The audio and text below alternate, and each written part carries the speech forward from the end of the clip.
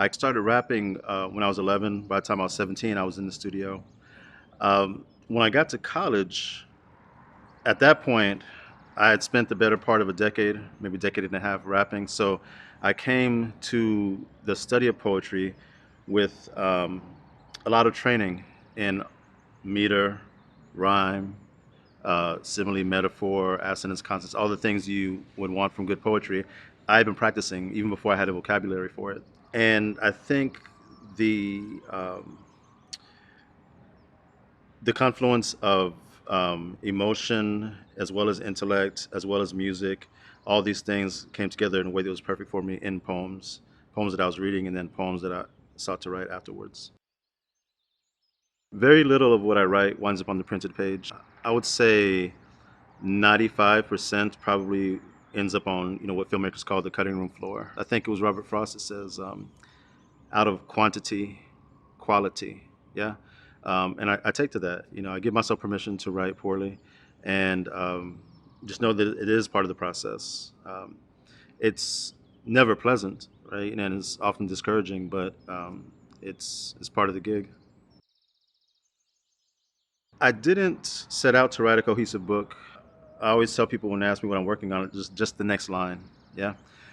After a while, the poems start to be in conversation with one another, and you see that something's developing, right?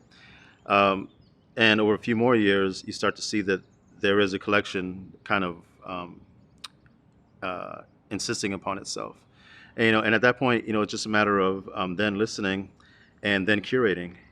I can't plan ahead of time what the manuscript's going to be. I write the poems, then I see what they are, and then I say, okay, this one will follow this one. Maybe instead of putting these two together, I'll put it at the end of the collection, then there's a callback, right? In a way that kind of makes the thing feel cohesive. But all that work is done really in hindsight once the poems are written. It wasn't until um, the book was out and I noticed that a lot of the poems that people really were gravitating toward were the poems that dealt most directly with racism, with police violence in particular. And people would ask me the questions about the K's in the title. And when you have the two K's, you do look for the third. But then I think that speaks to the nature of racism, right? The third K is implied. Racism isn't loud all the time. Most often is very quiet, very subtle. So the third K doesn't always announce itself, just like white supremacy doesn't always announce itself very loudly. I thought the book was basically going to die on the vine. I've been spending the better part of 10 years writing it, getting it together. It's about to come out, and then the world stops. But as time went on, I started doing more readings virtually, and the book did reach an audience. And when award seasons came, and you finalized for this, you're nominated for that. Um, it lets you know that the work is reaching people, right?